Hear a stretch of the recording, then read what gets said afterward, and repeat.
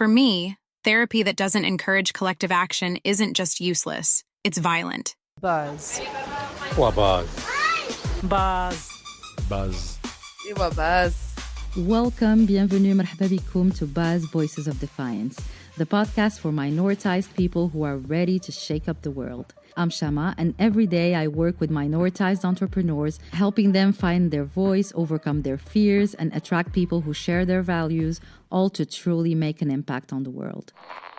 Buzz is one of my favorite words in Moroccan Darija. It's an expression of surprise.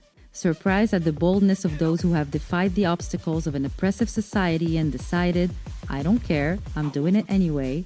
And it's also the surprise of that same oppressive society when it sees all these people pushing back. These are the people I want to give a platform to. And I also want to encourage you to speak out.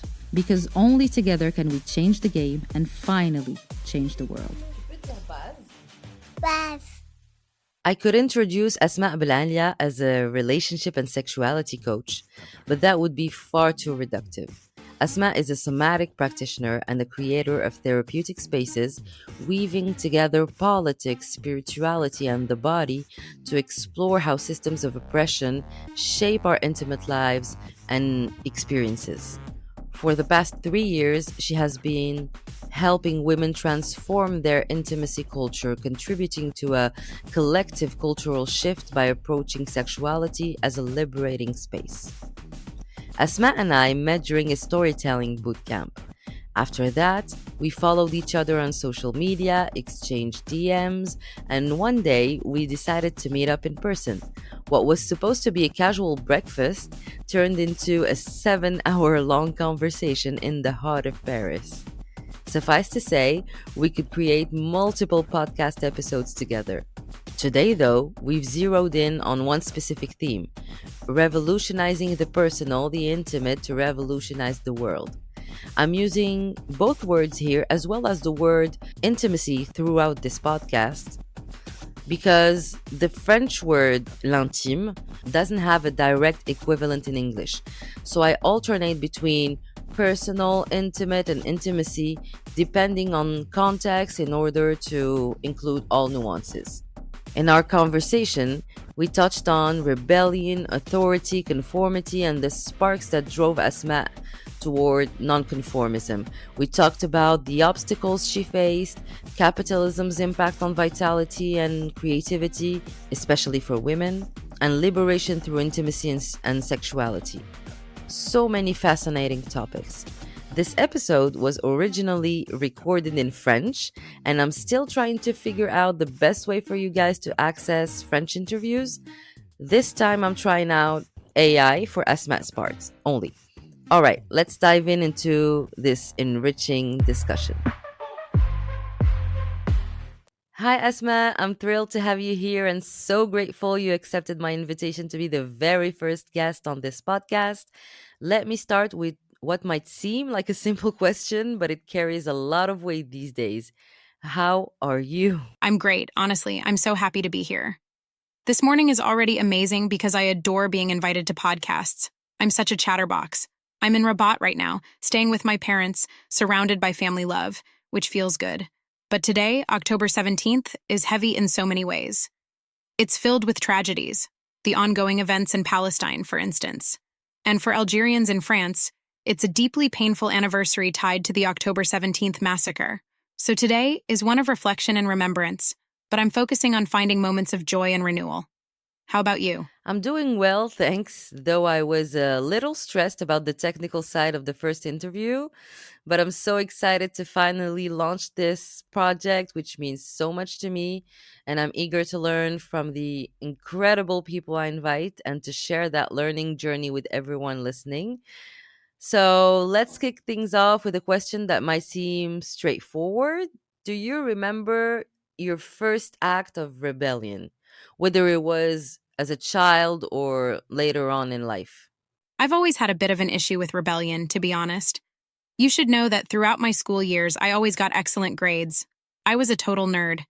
But my report cards always came with comments like insolent, so illogical. I've always had a problem with authority. Ever since I was little, I just couldn't wrap my head around the concept of gratuitous authority, you know? the kind of authority that isn't healthy or doesn't serve any real purpose. I never understood the demand for blind obedience that people impose on kids. It always felt incredibly violent to me. So yeah, there were definitely moments when I was super reactive. And honestly, I think it's just how I've always been. I'm trying to think of a defining moment. It's funny. One specific memory is coming back to me. It's kind of intimate, and I've barely ever shared it. But here we go. I must have been 13 or 14 years old. I remember it so clearly. We were heading to my grandmother's house. Context, I grew up in Morocco, and I lived in Rabat with my parents until I graduated high school. So, in this pretty normal life of a middle-class Moroccan teenage girl, we're on our way to visit my grandma one Saturday afternoon. That day, I was wearing this sweater. I remember it so well. It had a tiny neckline. And I mean tiny, Shama. Plus, I had practically no chest at the time. Like, really nothing. Not that it should matter, but anyway, that was the situation. So, we get there, and my mom's uncle, her maternal uncle, was there. He's someone I've always hated, even as a kid. Maybe he'll listen to this podcast, but honestly, I couldn't care less.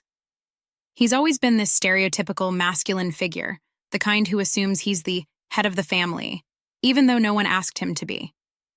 You know the type, always handing out unsolicited advice, religious lessons, life lessons, whatever. He thinks he knows everything about everything, including your studies and what's right or wrong for you.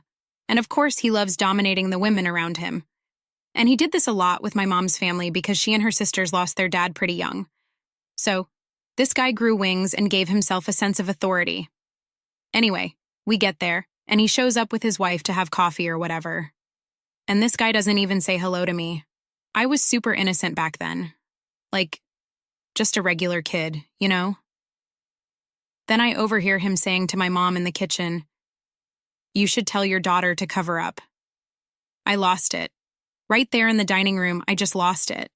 I was so angry, like, absolutely fuming. I'm naturally a hot-tempered person, so I was just boiling. My mom didn't know what to do because, well, she's part of that system. She can't just stand up to him. She came to me and said, "He's wrong, but, you know, just let it go." But I wasn't having it. I completely lost it. I told her, "I don't want to see him. I don't want to look at him. He doesn't deserve to see me. He didn't even say hello to me, so I'm not talking to him. What a piece of trash." My mom kept telling me to calm down, to not make a scene, but I stood my ground. And honestly, here's where I have to give credit where it's due. My dad. He stepped in, saw how upset I was, listened to the whole thing, and said, "We're leaving." My dad was like, "No one talks to my daughter like that. We're out of here." So, we left and went home. Meanwhile, this whole thing lasted about 10 to 15 minutes. The guy must have felt guilty or something because he tried to backtrack. He was like, "Oh, it's not a big deal. It was just a comment. She can come back and say hello." But I was like, nope, absolutely not. Let him rot. Since then, I don't think he's ever forgotten it. Whenever I see him now, I say hello, but it's always super distant. That was the first time I really started to understand things. I didn't even know what feminism was as a concept back then, but I think so many women in Morocco just get it intuitively. Even when we're young, we see things and think, this isn't right, this isn't okay. That moment was one of my first real encounters with patriarchy, and I was like, hell no. Anyway, that's one little anecdote, but there have been so many moments like that. And I don't know if you'll agree, but I feel like for Moroccan women, especially those from middle or upper middle class families, it's so easy to see injustices. You're caught between all these different worlds, and you see them all. You see class injustices, gender injustices. It's like every day something new reveals itself to you. That's been a huge part of my experience. That's very true. There's this thing where you're caught between so many different worlds, like you're right in the middle, and as long as you're not completely blind to it, you start noticing so many things. And yeah, I said it was like a little anecdote, but in reality, it's so meaningful. It carries so many patterns and stories that we've all experienced in one way or another. I really get it. And honestly, I love asking this question about rebellion because at the end of the day, whether it's in Moroccan society or elsewhere, we live in a world that pushes us to conform. Breaking out of that is like my lifelong fight. It's about figuring out how to break free from conformity, how to let go of people pleasing and all of that. That's honestly what I've been working on for years. And it's no surprise that this podcast was born out of the desire to hear people who are like, just fuck conformity. I'm going to do things my way and we'll see how it goes. But honestly, based on all the conversations I've had, it's super rare to find people who've been nonconformists, like right from the start. I think parental influence plays a huge role in helping someone align with who they are from the beginning. I can actually only think of one person like that. What I find fascinating, though, is that these people who are so anti-conformist um, did conform at some point in their lives. So, what I'd really like to know is, in what ways do you feel like you've conformed in your life? In what areas? That's such an interesting perspective, and honestly, I think conformity has its positives for two reasons. First, when it's about survival, it's a very useful survival mechanism. But also, I think conformity can be inherently good in some ways. For example, when it helps you fit into society. There's a certain kind of conformity that's necessary for grounding yourself. Take me, for instance. I'd say I've generally conformed throughout my life when it comes to things like fashion. Sure, we all express ourselves individually through our style, but honestly, my clothing choices have never been particularly bold. I've never been in a situation where people turned to stare at me in the street because of how I was dressed, you know? So yeah, there's a degree of conformity that's fine and allows you to exist within a society. That said, to answer your question more precisely, I think the moments in my life where I truly conformed, not in a healthy way, but more as a matter of survival and conditioning rather than self-expression or societal integration, would have to be my choices in education and relationships. When it comes to education, I've always been a good student. It's both a privilege and a trap, as you know, since I think you've had a similar journey. We went to the same elite high school in Rabat, where being one of the top students wasn't uncommon. But the pressure to pursue careers like law, medicine, or engineering was so intense that it almost locked you into a predetermined destiny. And while I acknowledge that being able to access that kind of education is a privilege, it's also a form of mental imprisonment, especially in Morocco, where we come from a culture that deeply values academic success. It's practically ancestral. Unlike some European feminist struggles, Moroccan women, and perhaps Arab or Muslim women in general, don't usually face barriers that push them into undervalued professions. If a woman becomes an engineer, it's highly respected. As a side note, a lot of people don't know this, but Morocco has one of the highest rates of gender parity in engineering. Women make up 44% of engineers in Morocco, compared to only about 20 to 22% in France. So for women who have access to education and parents who can finance their studies, it's almost a given that they'll pursue respected careers like medicine or engineering. In my case, I became an engineer. I studied in France and all that. And while I'm grateful for what I learned and the experiences I gained, working hard, excelling in my field, it was soul-crushing. And I use that word very intentionally. When you're stuck in survival mode, constantly making decisions based on what's most logical or socially acceptable, it creates a kind of death. It's like a slow death of your soul, little by little, every day. I really felt that. When I say it was a sensation of death, I mean I had completely lost my will to do anything. You lose your vitality, your creativity, your sense of self. And it's so paradoxical because it happens alongside all the privileges that come with those socially esteemed professions. The comfort of a stable job, the benefits, the financial security, the prestige of being seen as part of an upper social class. But there's this huge gap between how it looks on the outside and how it feels on the inside. On the outside, it seems great, but on the inside, you're miserable. And you feel like you have to fake it because it's supposed to be impressive. So yeah, that was a huge area of conformity for me. The second one would be my most defining relationship, my marriage, which I ended 2 years ago. That was also a deeply conformist decision, even though from the outside, it seemed like a great marriage. My ex wasn't toxic or problematic at all. In fact, when I left, everyone was like, "But that's so strange, there wasn't anything wrong." But there was. The issues were deeply personal and intimate. Inside, I knew I wasn't in the right place or with the right person, and I couldn't explain it. Everything in me was screaming, leave, go, for the sake of yourself, for the sake of the other person, for the sake of God, even. It got to a point where it felt almost divine, like an undeniable truth. Stop. This isn't working. So yeah, those were the two major areas where I conformed, and I've learned my lessons from them. I think we all have our own journey to swallow the pill, the one that says, if it doesn't align, it doesn't align. Yes, I totally see what you mean. Were there any specific triggers that helped you break out of those situations? You mentioned this divine element that told you to leave, but are there like things you can expand on regarding those turning points? What made you realize in your engineering career, this is impossible. I feel like I'm dying. I need to get out.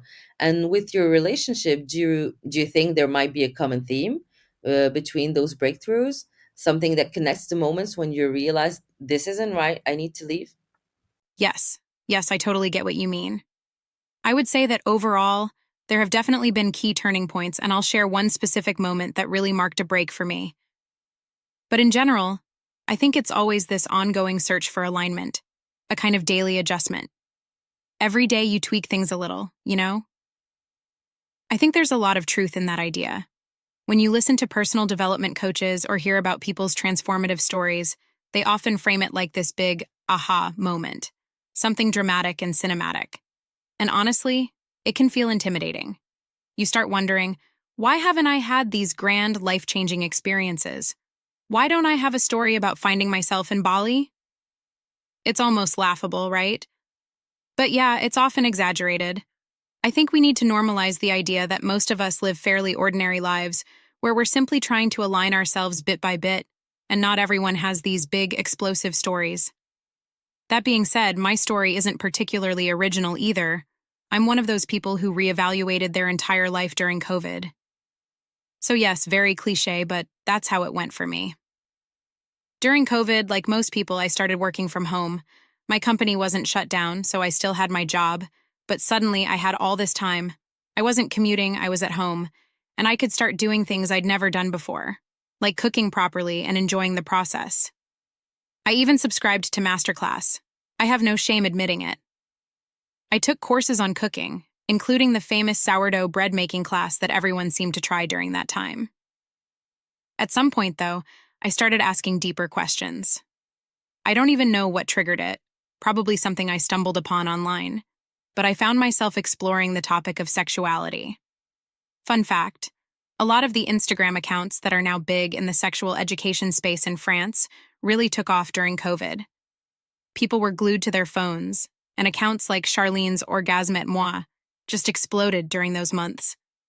There was something about that period, 2020 and 2021, that brought conversations about sexuality to the forefront.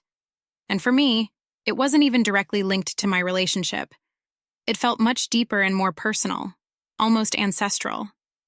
It was like uncovering something that had been hidden from me, something mysterious and collective. Even if I had been single, I think I would have had the same obsession. It wasn't just about my relationship. It was about me. I started diving into a lot of content and became obsessed with Layla Martin's work. Now, I don't follow her much anymore for a variety of reasons. Her Zionist stance and issues around cultural appropriation, but I won't deny that I learned a lot from her at the time. Being me, I tend to fully immerse myself in topics, so I signed up for her certification program. It was a 2-year program, and at the time, I had no intention of quitting my job. I figured I'll just do both. But eventually, a friend pointed out, Asma, you're not Superman. You're going to have to choose. That was a pivotal moment. I'll never forget September 2020. We were still in the chaos of lockdown, and I attended the first call of the program. It was incredible. I remember thinking, why aren't all women doing this? Why don't we all get together on Zoom to create ritual spaces, to explore our depths? It wasn't anything weird or inappropriate. It was deeply spiritual, almost like a prayer. We were guided by Layla's voice to go inward and feel all sorts of emotions. There was so much care and love in that space. I'd never experienced that kind of communion with women before. Sure, growing up in Morocco, we have a sense of community among women, but this was on another level. It was intentional, focused on healing and connection. That experience unlocked something in me, something creative. I discovered a passion for creating practices, rituals that blend spirituality, therapy, and education. Since then, it's become a part of me. I even joke that people call me Pussy DJ because I love crafting these spaces so much. And honestly, my life changed. I know that sounds dramatic, but it's true. I started accessing a vitality and self-love I'd never known before, not in a narcissistic way, but a sense of being at peace with myself. It was like finding a home within me, a deep coherence that transformed not only my sexual experiences, but my entire approach to life. I became much more present, more spontaneous, and able to communicate my desires clearly. My body started to feel alive in ways I hadn't realized were possible. I learned about things like numbness in the body, areas that felt disconnected, and how to reawaken them. My nervous system became more resilient, which created a foundation for deeper intimacy, not just physical, but emotional and relational. What started in my exploration of sexuality spilled over into every part of my life. I became more patient in my friendships, more present, and more accepting of people's complexity. My capacity to hold space, both for myself and others, expanded immensely. So, if I had to name a big turning point, it was that year-long journey. From there, it was more about gradual adjustments. I started working with clients, realized what was missing, and went deeper into topics like trauma, shame, and vitality. I became passionate about exploring systems of oppression and understanding what prevents people, especially women, from fully existing and expressing themselves. It's a journey that's still unfolding, but it all comes back to that spark of wanting to feel alive and aligned. That's what continues to guide me. That's so fascinating and incredibly inspiring. It's like there was this core moment, this catalyst, and from there, a ripple effect touched so many areas of your life, not just the sex aspect. That's what's so interesting. And it's why we're having this conversation today. Intimacy isn't just about sex, it encompasses so much more.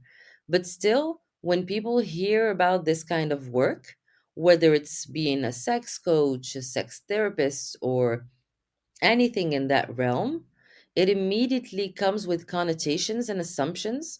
People have these preconceived ideas of what it means. So, for you, how did that transition play out in your life? How did your circle, like your friends, your family, or even online communities, react? Did you notice a difference in how people perceived you? Because let's be real, we grew up in a society where it's not exactly common to see someone like you, someone who went through an engineering program, followed the classic like safe path, and then decided to shift into sexual education. And even more so, it's rare to see someone talk about it the way you do, framing it like as a space for liberation and introducing concepts that we don't usually see in the online sex therapy world.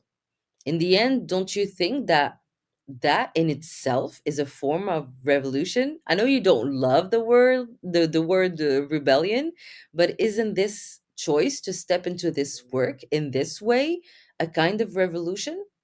Yeah, totally. I'm good with the word rebellion. Honestly, I think part of me has always embraced that. I think as we get older, we become wiser about how we approach it. But when I was younger, oh, I was 100% a rebel. I think it's natural, honestly. Even kids express rebellion all the time, and it's almost sacred, you know? I see it with my nephews all the time. When they push back, when they stand up for what they want. I think it's beautiful. It's like, yes, defend your interests. So yeah, I love this question. It's so interesting. And you know what, Shama? Every time someone new meets me, they always ask me, how did your family take it? And my answer always surprises people. It's such a great question to ask because the reactions were not what you'd expect. For instance, some people who seemed open-minded, friends from Paris who came across as liberal and progressive, actually had the weirdest reactions. It's fascinating because I think it reveals so much. And I don't say this to judge them, not at all. I actually feel a lot of tenderness toward them because it says more about their relationship to their own body and sexuality, maybe even their fear of pursuing creative personal projects. Their reactions weren't outright hostile, but they had this subtle violence to them, you know? For example, I had friends my age, people from my generation, who'd say things like, I don't get it, there's no issue with sexuality. And I heard this from women too, not just men. When men say it, I sometimes think it's because they're afraid to confront the possibility that they might have crossed a line with a woman in the past. But when women say it, that's even more shocking. I remember one instance so vividly. I was out for drinks with a friend, an engineer like me, who introduced me to some of his colleagues from his consulting firm. Very polished, very clean, people who'd gone to top schools like Central Paris. We were just chatting, and someone asked me what I do. I gave the simplest, most neutral answer possible, avoiding any details. And this woman turned to me with this super judgy look. My friend was trying not to laugh because he could see how hostile she was being, and then she hit me with, "Oh, really? And does that job even pay?"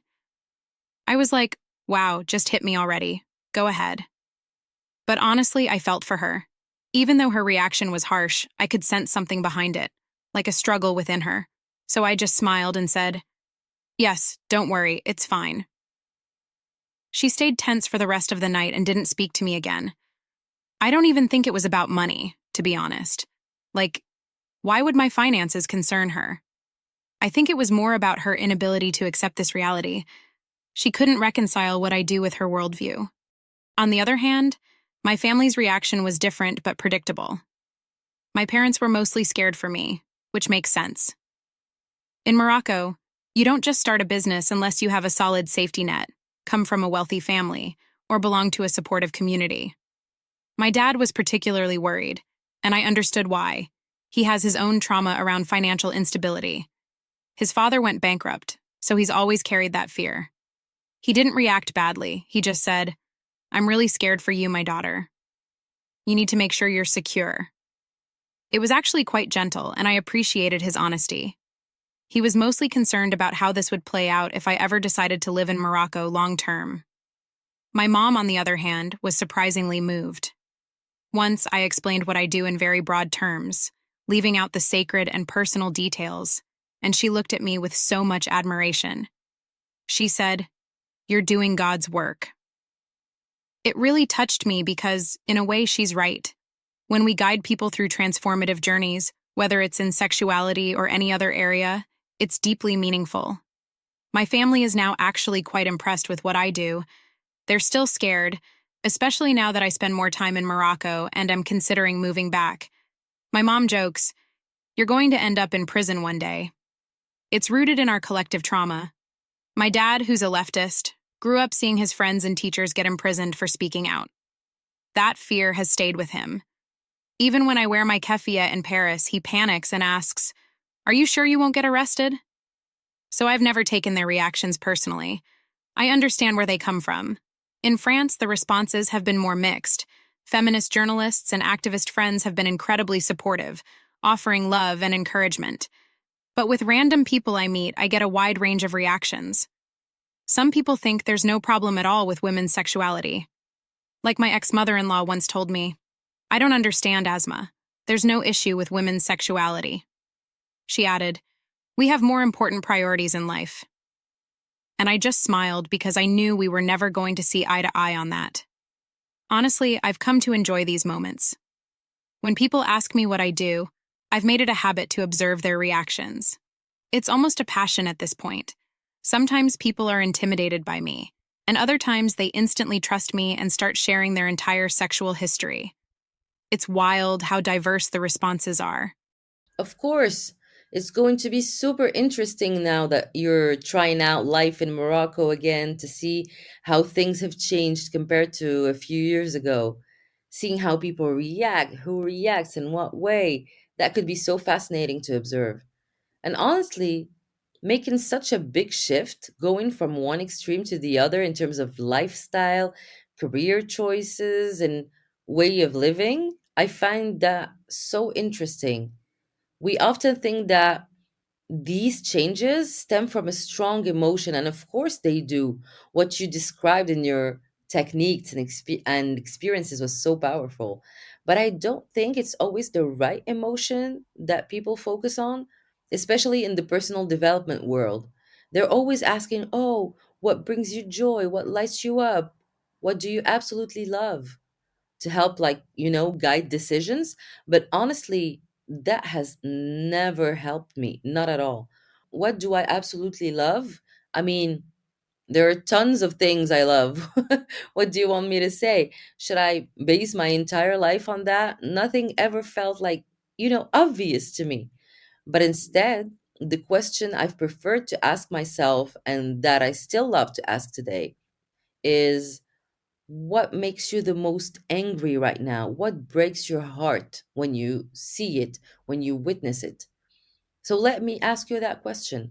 What makes you the most angry? And is it tied to the work you've decided to do? Earlier, you mentioned the vitality and vibrancy in women that you are so passionate about. But I'd love to know, does this feeling of anger connect to something specific, and does it relate to your career? Oh, absolutely. I totally agree with what you're saying about anger and emotions in general, really. I'd even say that all emotions are valid, but not for the same purpose, you know? Like, for example, we were talking the other day about the DJ Mehdi documentary. Incredible doc, right? We're part of the cliche crowd who watched it and we're just like, wow, this is amazing.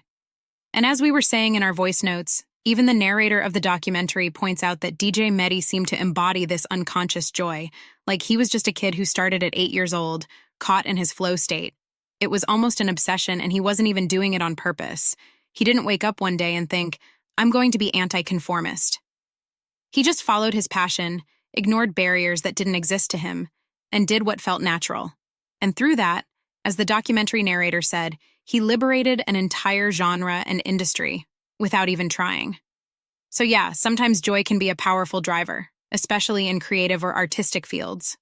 That makes total sense. But for me, I think anger has its place too, especially in my work.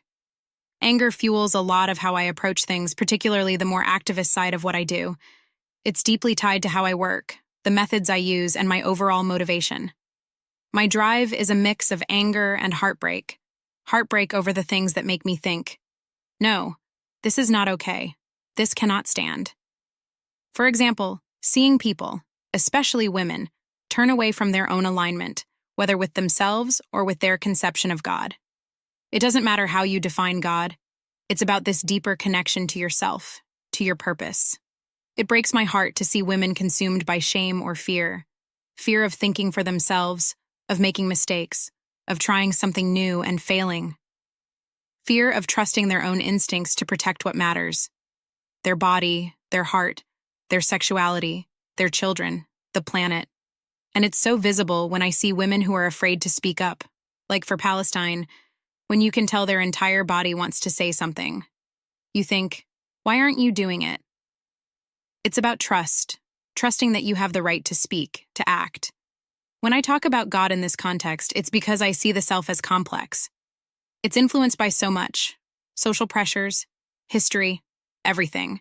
So when I talk about connecting with your truth, it's not just about the self, but also this union with whatever your spiritual tradition may be. It's that oneness. In Islam, particularly in Sufism, and even in yogic traditions, there's this idea of truth, of knowing what's true. And when you talk about decolonization, Palestine, or any form of liberation, the core question is always, what is your truth? And it breaks my heart to see people unable to be devoted to their truth because the systems of domination are so deeply embedded in their bodies, their subconscious. It's not even a thought. They don't consciously believe it, but their body acts like it's real. There's no space, no crack in the wall yet for them to break through and think. Even if it's dangerous, even if it's hard, even if it's risky, I want to try. I want to take a step, to let my body speak, to let my soul, in all its divinity and splendor, express itself. That's where my heartbreak lies, seeing that fear of taking risks, of failing, of just being. And I think that's why I was so drawn to working in sexuality. Sex is such a concentrated space, a microcosm of all our insecurities. It's where our self-worth, our vulnerabilities, and our sense of identity are laid bare. Literally. Even people who seem to have fulfilling sexual lives, men who benefit from sexual domination in society, will tell me that sex is where all their self-doubt comes to the surface. Of course, the same is true for creativity. Writing a book, for example. It's terrifying. But there's something uniquely revealing about sex. You're stripped bare, in every sense of the word. That's why I felt so compelled to work in this area. Sexuality is sacred. It touches on so much. Our bodies, our energy, our essence. And it's a space where liberation can happen. I wanted to create a space where people could decide to express themselves fully, where they could ask, how do I express myself here? How do these deeply intimate, sacred, vulnerable parts of me come alive in this space? For me, that's where the heartbreak is. Seeing people who are afraid to explore that, who feel they can't claim their truth, their power, or their voice. And that's what drives me to do what I do. Yes, that's super interesting. So it's clearly very connected to what you've chosen to do in your work. And I have to say, you haven't chosen something simple or easy, that's for sure.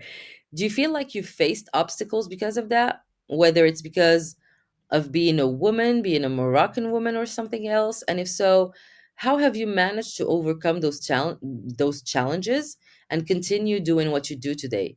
Especially considering not just the societal obstacles, but also the sheer horror of the world we're living in right now. The things we see, the way our nervous systems are constantly pushed to the limit.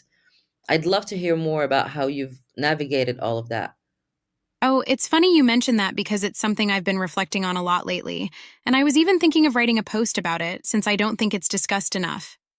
Recently, I've developed a kind of fascination with learning how to fail rather than how to succeed. Especially in entrepreneurship, of course, the goal is to succeed. We don't start businesses to go broke or fail miserably, let's be real. But what I mean is that we already come from a world obsessed with success, starting from school and carrying on through life. And I'm realizing that one of the best ways to make peace with obstacles is to first accept that they'll be part of your life forever. Honestly, that was a huge shift for me. It sounds almost cliché or spiritual, like something you'd read in a book about ancient traditions, but it's so true. When you start accepting that obstacles will always exist, it changes everything. And beyond that, learning to fail gracefully, with class, honesty, and resilience, is such a game changer.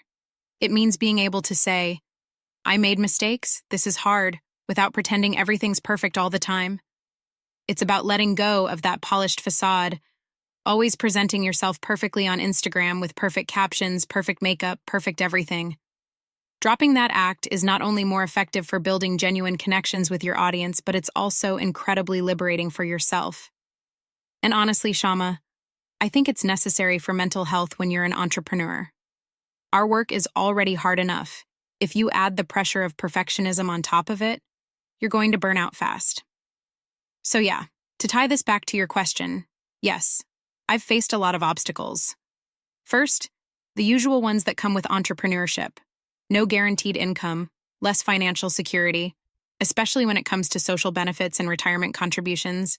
Those are real challenges, especially when you're self-employed, which many of us stay indefinitely. Then there's the fact that when you're in a care profession, like mine, there's this extra layer of responsibility to take care of yourself. It's not optional, it's part of your to-do list. If you don't take care of yourself, you're not going to be able to do your job. You can't hold space for clients to process their emotions, to break down, or to confront difficult things if you don't have the capacity yourself. For me, rest has become almost a militant act. Right now, in October, I've announced that I'm on a sabbatical. I'm not working. I needed this time off. But that doesn't mean I'm doing nothing. I'm reading, writing, studying, and reflecting a lot. I'm also spending time with my family, which is incredibly grounding. I'm living in a multi-generational home right now, and it's been amazing for my mental health. This reminds me of the Nap Ministry, and their book Rest is Resistance, which really helped me see rest as an act of anti-capitalist resistance. It's such a powerful, necessary message. A lot of the obstacles I face, like many of us, come from the internalized capitalism we carry. It's this constant pressure to extract from ourselves, to push harder, to do more. You've talked about this before in your stories, the endless to-do lists and the stress we put on ourselves. It's so toxic, and it's not exclusive to entrepreneurship. When I was an employee, I was even worse. I'd bring my laptop home, work late into the night. So I can't blame entrepreneurship entirely. It just amplifies existing tendencies. Honestly, just working on healing this internalized capitalism is already an act of resistance. Taking real, restorative rest, not just scrolling on your phone for hours, is crucial. But aside from these hidden obstacles, I've faced more obvious ones, especially since moving to Morocco. I'll share one example. When I first arrived, a distant relative found my Instagram account and thought it was funny to humiliate me by sending my mom messages calling me a prostitute selling sexual services online. I'm giving you the short version. You already know the full story, but it was a deeply humiliating experience. This kind of violence is unfortunately common, and some men here really think they can get away with anything. It's mind-blowing. This experience reinforced my belief in the urgent need for female solidarity in Morocco. The patriarchy thrives here because women don't believe they can count on each other. We need to build that solidarity, not just within associations, though some incredible ones exist and do amazing work, but across all levels of society. In fact, I think bourgeois women in Morocco often suffer from patriarchy in unique ways. They're trapped in a system that rewards them with money and status, but demands their silence and complicity in return. It's dangerous. For me, exploring these dynamics is incredibly interesting but also risky. I'm fully aware that I could become the target of public backlash here, something that has never happened to me in France and likely never will. But in Morocco, it's a real possibility. I don't even know how to respond to that because it's such a potential violence. I truly hope it never happens to you, and I wish you nothing but safety. But at the same time, we grow up in a society, not just in Morocco, but everywhere, with this constant narrative of pitting women against women. I remember so many times when I was younger, in middle school, high school, whatever, even though I've always had like girlfriends, I was so proud of having a lot of guy friends because, oh, guys are less dramatic than girls and whatever nonsense people say. It made me feel like I wasn't, like other girls. It's the same energy as quote unquote, I'm not like other Arabs, It's the same exact thing. We're raised with this idea that women tear each other down, this weird rivalry, which is, of course, a carefully calculated move by the system to prevent women from organizing, to stop that very natural instinct women have to share, connect, and support one another. And what you said ties into something you often talk about, actually, that women need to liberate themselves without waiting for allies to do it for them. In your opinion, where should that process start?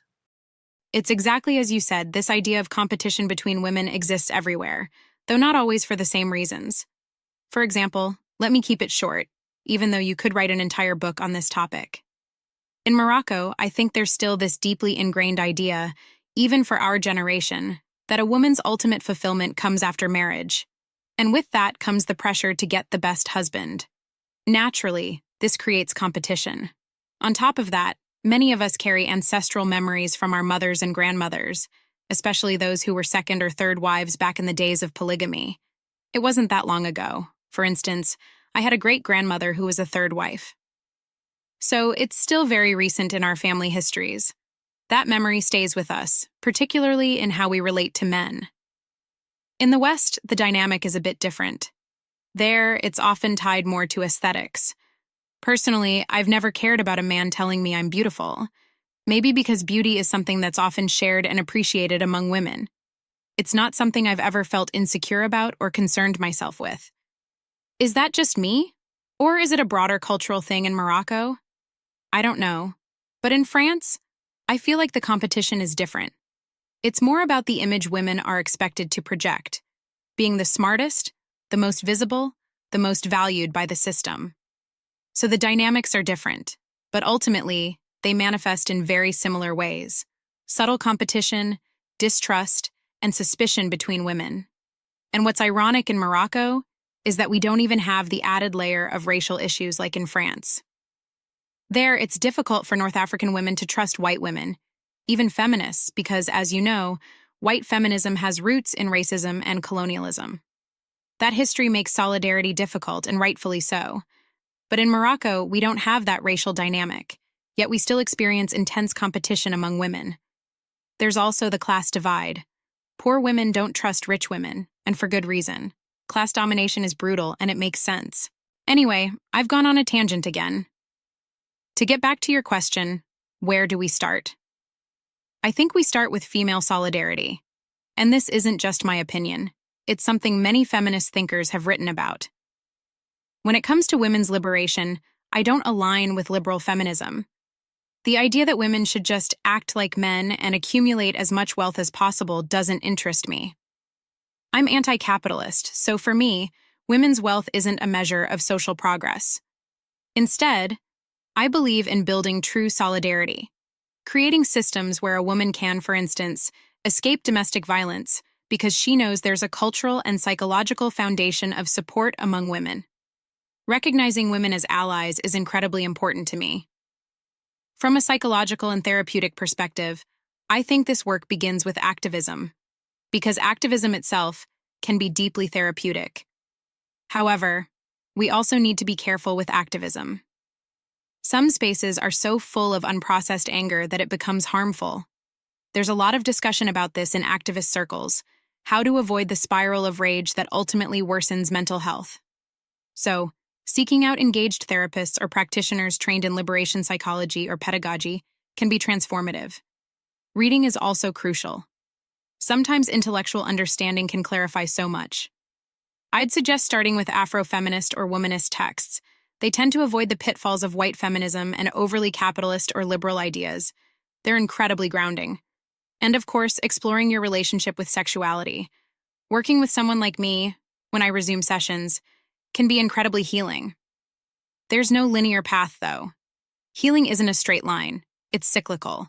Sometimes we revisit the same issues years later. That's normal. Right now, during my sabbatical, I'm questioning many of my methods. While one-on-one consultations are effective and often a necessary starting point for people, I think we need more collective work, especially around topics like sexuality. Many people, honestly almost everyone, benefit from hearing others' stories. Creating collective safety is essential. Just sitting in a space where another woman listens to you without judgment, even if you're sharing a simple thought or reflection that lasts 15 seconds, can be profoundly healing. Hearing someone respond with genuine acceptance or even tenderness is something we're missing as women. We lack feminine tenderness in our spaces. We need places where we can cultivate that, where we don't pretend to be someone we're not, where we can share raw, messy truths. Because let's be honest, parts of us aren't beautiful, and that's okay. Having witnesses to that is liberating. It's like how we say Palestinians need witnesses to their truth. They need people to amplify their voices because it humanizes them and us. It's collective healing. The same is true for all traumas, whether related to sexual violence, religious taboos, or any other struggles women face. Having women listen to you and say, "Wow, thank you, I see you," is incredibly powerful. It's a therapeutic, political, and revolutionary act all at once. Honestly, it's something I value above everything else because it has this explosive potential for healing and resistance. It's just, boom. I love it. Yes, that's so true. Because in the end, whether we're talking about sexuality or so many other areas, shame is so often at the center of it all. That emotion of shame is so pervasive. And I think collective spaces are such an effective way to work through it. I completely get why you talk about the importance of those spaces and the need to stop compartmentalizing, or keeping everything to yourself. Because when you do, you just keep turning those feelings over and over inside you without ever really moving past them. And let's not forget how many people go to individual therapy and don't even tell their therapist everything. The shame is so present, it silences them. Ultimately, it comes back to what we were saying earlier about intimacy. It's entirely political on every level, whether individual or collective. But it's true. When we hear that phrase, the personal, what is intimate is political. Um, it often gets reduced to just sex, and yet it's so much more than that. The proof is in everything we've talked about today. The revolutionary connections that aren't discussed nearly enough, in my opinion. So, for this final big question, might I say, I'd love to hear what the sentence "the personal is political" or "what is intimate is political" means to you, and how, in your view, revolutionizing the intimate, the personal, can actually revolutionize society. Dare I say it, the world. Let's not be afraid to say it. Honestly, let's just put it out there. The people who really shouldn't be bragging are the ones who brag the most. So I think we can allow ourselves a little bragging here. But they really have no fear of words, right? Seriously. I was just telling a friend yesterday. People will say the wildest things with a straight face, look you dead in the eye, and drop these absolutely nonsensical statements while we're here overthinking every word we say. And what you said about sex and intimacy is so true. Sex is not the same thing as intimacy, and it's a big mistake to confuse the two. I think part of the confusion comes from social media habits, because words like sex are censored on Instagram. We're constantly shadow banned for using them, which is so ridiculous. Instagram is annoying for about 12,000 reasons, and that's just one of them. But this confusion prevents people from understanding that many, maybe even most, engage in sex without intimacy. It's such an important distinction. You can absolutely have sex without intimacy. I remember back in engineering school, honestly, no offense, but I'd say 70% of people I knew would come back from nights out with someone, and it wasn't intimate. It was addictive, disconnected, and often violent. Because let's be real, when you're drunk, you can't consent, nor can you understand someone else's consent. It's impossible. It's an incredible form of violence, and I've met people in therapy who are working through traumas from this period of their lives. So yes, it's sex, and I don't judge. It's a very easy social trap to fall into, especially when you're young, in school, and surrounded by certain cultural norms.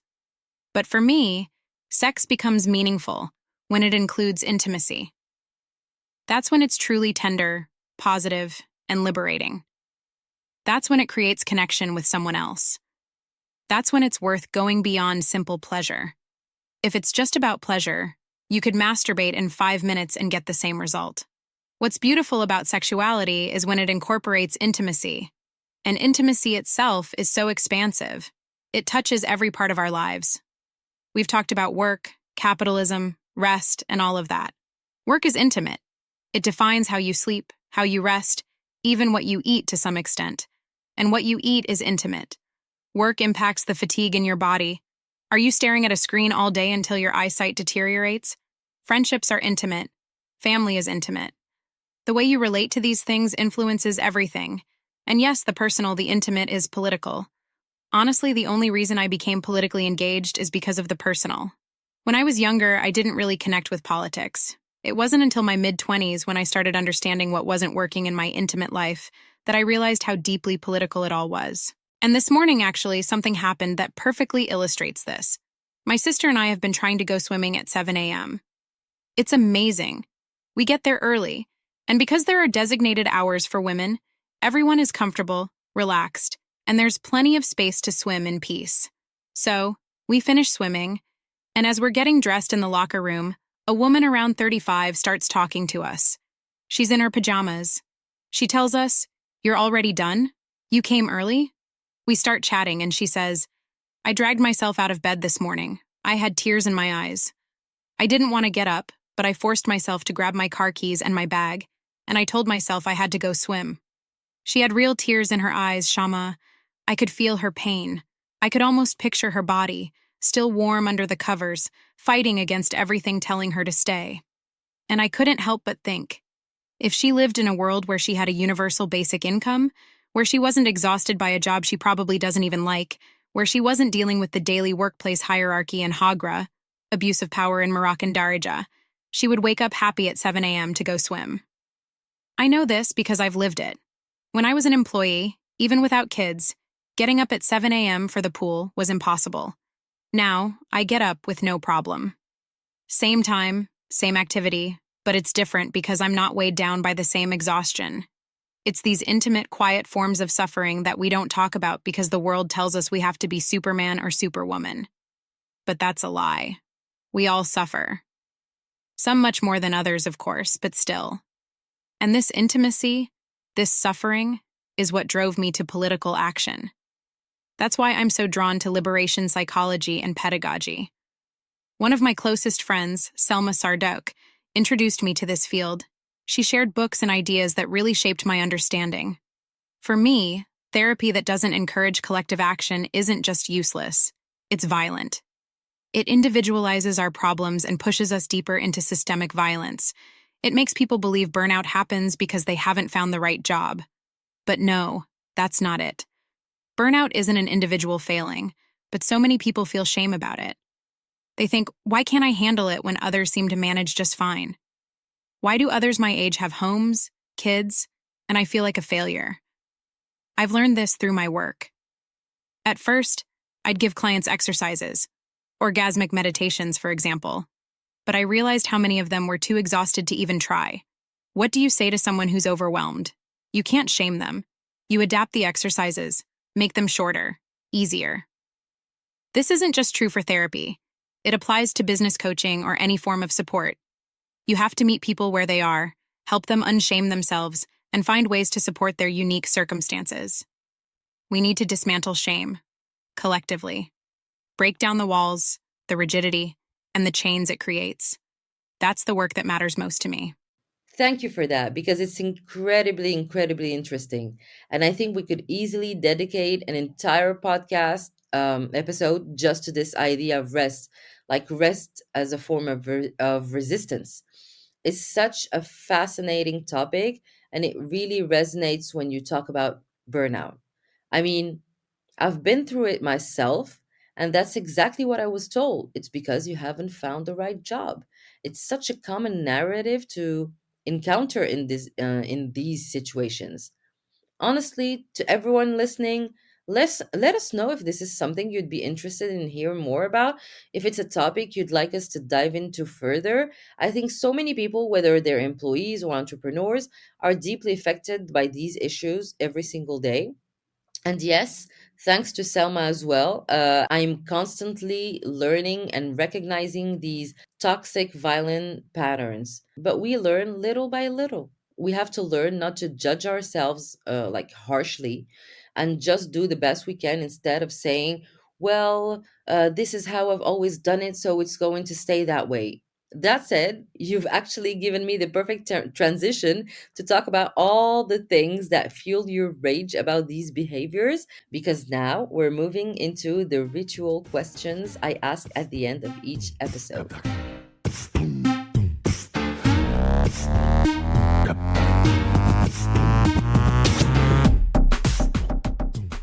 The first one I want to ask you is this. After everything we've discussed, all the things that make us angry, what's the dream for the world we live in? What's your dream for the world? Honestly, in the situation and context we're living in right now, my first and foremost dream, and I say this with complete seriousness, is the liberation of Palestine. Truly, that's almost all that matters to me right now. It's so central. It crystallizes so many of the issues we all face, and for me, it's absolutely essential. The liberation of Palestine, the liberation of all oppressed peoples. That's my dream. If I were to make a list, Shama, get ready. My dream is for the liberation of all peoples. But after Palestine, which is closest to my heart, I would say it's for Africa to become the continent it deserves to be. Really. For Africa to rise to the stature it deserves, to its incredible size and significance, because let's be real, it's the most badass continent ever. To rise to the level of its material wealth, yes, but also its spiritual wealth, its therapeutic wisdom, its cultural, culinary, and human riches. Africa is extraordinary. It's insane how much it has to offer. My dream is for Africans to collectively realize that we don't need the West.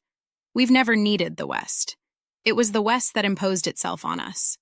My dream is for us to understand our own power. That's my deepest wish.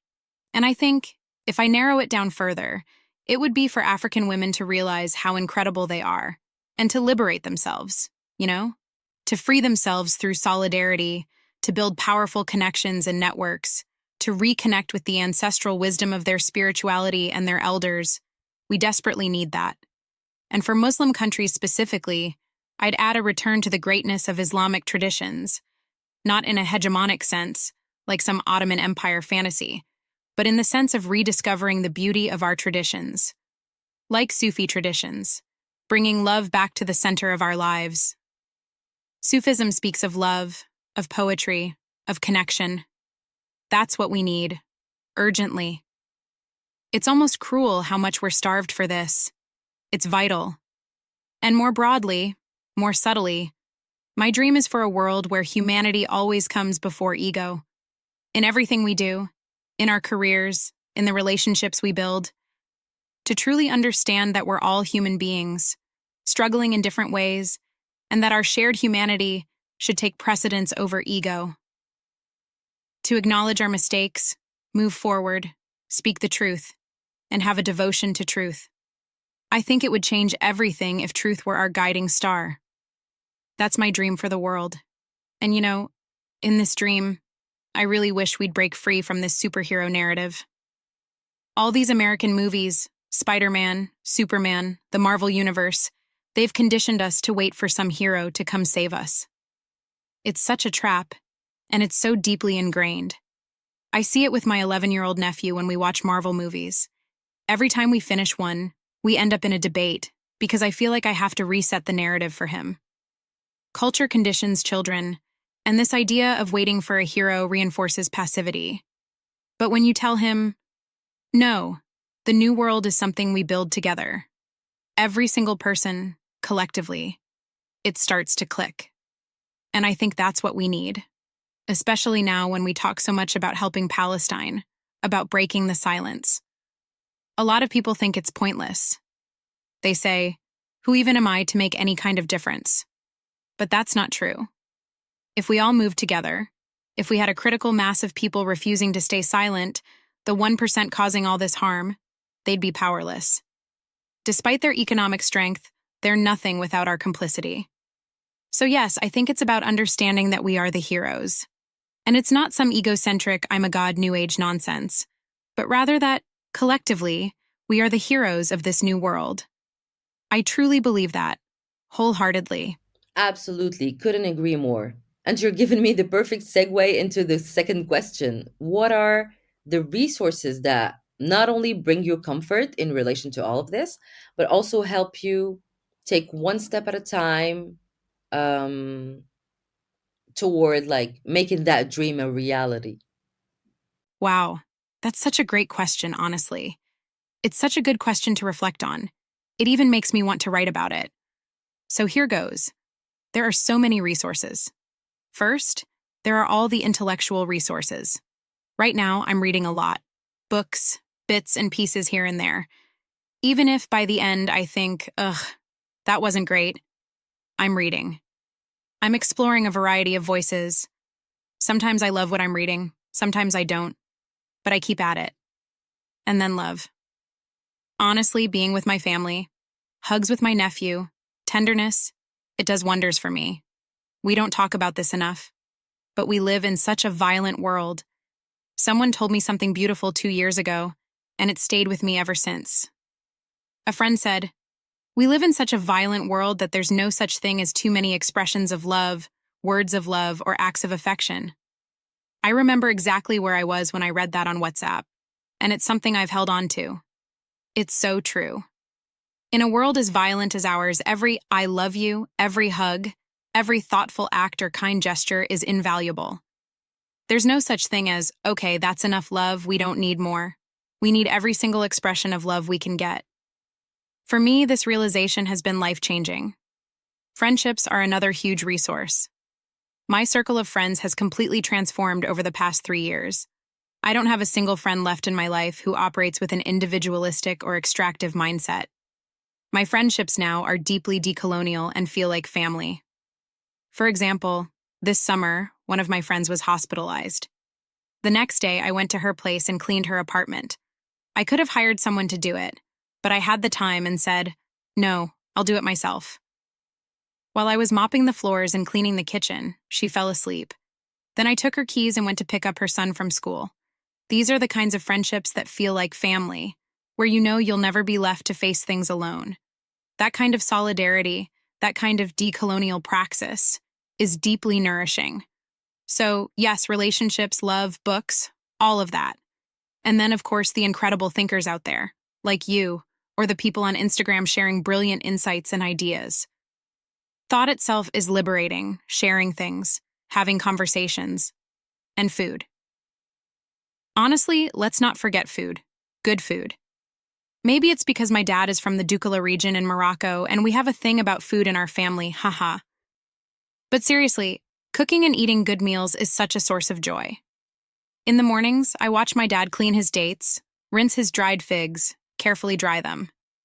Then he washes his almonds and walnuts, toasts them, and arranges everything on the table in a very precise order.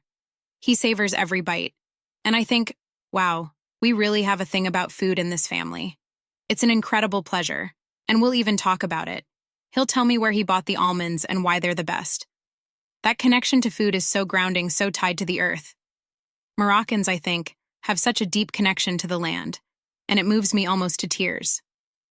For instance, it's been raining for 2 days here, and after 2 weeks in Paris, I've had my fill of rain. But my mom and sister are saying, Alhamdulillah, thank God it's raining.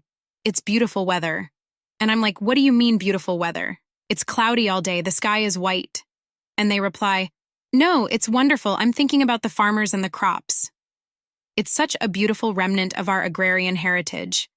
Even if you live in a city, in a modern urban world, say in Casablanca as a high-ranking professional driving your car every day, when it rains, you celebrate. Because you're happy for the farmers. That's incredibly grounding for me. It reminds me that we exist between the earth and the heavens, and that no spirituality can exist without a connection to the earth. It's deeply nourishing. So yeah, that would be my list. That is so funny because it reminds me of a friend of mine who's not Moroccan but once told me, you guys actually say Mabruk Shta, which means congrats on the rain, actually. And I told her, well, yeah, it's not that strange. We lived through like 30 years of drought. Our generation grew up with that reality. So, and it's something that hasn't really improved. So, yes, people are absolutely thrilled when it rains. We even have a specific prayer for rain to fall. It's such an important part of life here. And yes, the connection to food is so real. It's life. Like you finish eating and then you go right back to talking about food. That's all we do. We just talk about food all day long. I think we should totally do a podcast episode just about food. It's pathological, really. I think this society needs to be analyzed. But honestly, I love it. Despite all its flaws and violence, because I'm not one of those people who romanticize it. I'm fully aware of the institutional violence and so many other issues.